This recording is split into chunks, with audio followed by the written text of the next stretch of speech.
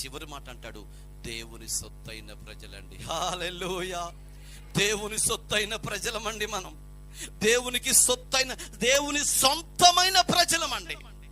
ఆయన కౌగిలిలో ఉన్నట్టు మన నాయకుడు, మన తండ్రి ఆయనే. ఆయన పిల్లల మనం. కీర్తన గ్రంథం అంటాడు, ఆయన మేపెడి గొర్రెలము మనం. ఆయన మన నాయకుడు, ఆయన మనకు కాపరి, ఆయన కౌగిలిలో నడిపించబడుతున్న దేవుని పిల్లలమండి మనం.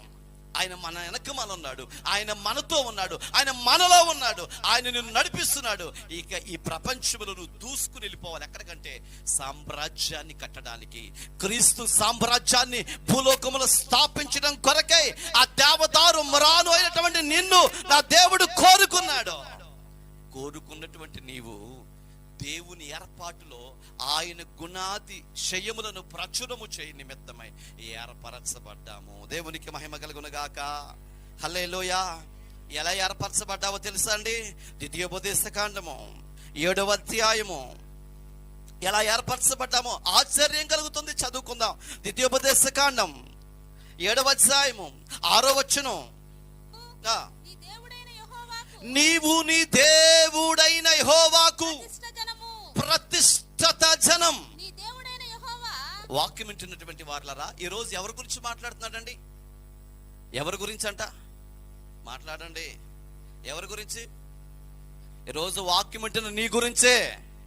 నీవెవరో తెలుసా? నీకు అర్థం కావట్లా. బాబు నువ్వెవరంటే ఫలానా వాళ్ళ కుమారుడు అని చెప్పుకుంటావు. నేనంటున్నాను, వాళ్ళ కుమారుడో వీళ్ళ కుమారుడో కాదండి. ఇక్కడ ప్రభు అంటున్నటువంటి మాట, నీవు నీ దేవుడైన యెహోవాకు ప్రతిష్ఠిత చేయబడిన దేవుని జనాంగం. హల్లెలూయా. ఎవరమ్మా నీవు? దేవుని జనాంగం, దేవుని వంశం, దేవుని సైన్యం, దేవుని ప్రజలం. అదే మాట ఇక్కడ అన్నాడు, నీవు నీ దేవుడైన యెహోవాకు ప్రతిష్ఠిత జనం.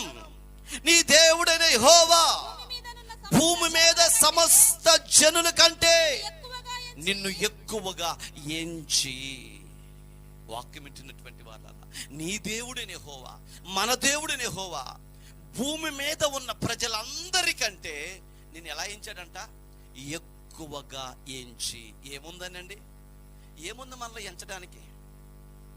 ఏముందండి ఎంచడానికి? ఏమండి? యేసుక్రీస్తు ప్రభువు, అదే సైన్యములకు అధిపతి యెహోవా, ఆయన ఈ లోకములో ఉన్నటువంటి మనందరిని చూసి పరీక్ష చేసి మంచి క్వాలిటీలు ఉన్న వాళ్ళని ఎంచుకున్నాడా, లేకపోతే బ్యాడ్ క్వాలిటీలు ఉన్న వాళ్ళని ఎంచుకున్నాడా?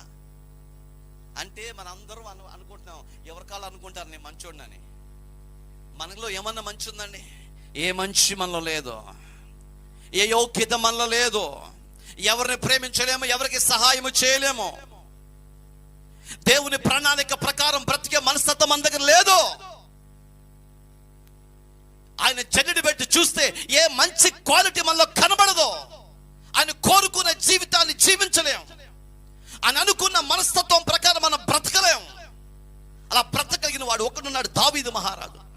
నా హృదయానుసారుడు అని చెప్పాడు. నా మనసులో ఏముందో దాన్ని జరిగించడానికి ఇష్టపడేవాడు దావీదు అని చెప్పాడు. అలా యథార్థత కలిగి సేవ చేసేవాళ్ళు, దేవుని కొరకు ప్రయాసపడేవాళ్ళు, ప్రార్థన చేసేవాళ్ళు, కృప సంపాదించుకునే వాళ్ళు ఎవరు కనబడటం లేదండి. జల్లెడ పెట్టి చూస్తే ఎవరు కనబడలేదంట. దేవుడు చూస్తే ఎవరు కనబడలేదండి. అయినా నిన్ను దేవుడు ఎన్నుకున్నాడు. ఏ మనిషి లేకపోయినా దేవుడు నిన్ను కోరుకున్నాడు. నీ మనసు అలాంటిదంటే గుడ్ క్వాలిటీ మాత్రం ఎంచుకుంటావు. దేవుడు ఎలాంటి వాడంటే ఏ గుడ్ క్వాలిటీ లేకపోయినా ఆ వ్యక్తిని బయటికి తీసుకొచ్చి, మట్టిలో నుంచి ఆ వ్యక్తిని బయటికి తీసుకొచ్చి మాణిక్యముగా, వజ్రముగా, డైమండ్ గా మార్చగలిగిన వాడే యేసుక్రీస్తు ప్రభువారు. హల్లెలూయా, హల్లెలూయా.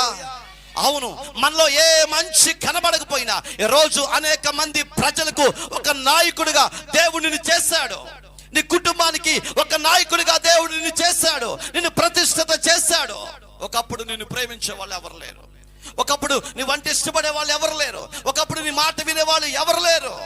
ఈరోజు అనేక మంది ప్రజలు వచ్చి నీ ముందర కూర్చుని నువ్వు చెప్పే ప్రతి మాటలు విని, యేసయ్య మాటలు విని వాడి జీవితాలు మార్చుకొని ప్రభు దగ్గరకు నడిపించబడుతున్నారు. అంటే ఏ క్వాలిటీ లేనటువంటి దాన్ని దేవుడు ఏం చేశారండి? గుడ్ క్వాలిటీగా దేవుడు మార్చాడు. హల్లెలూయా.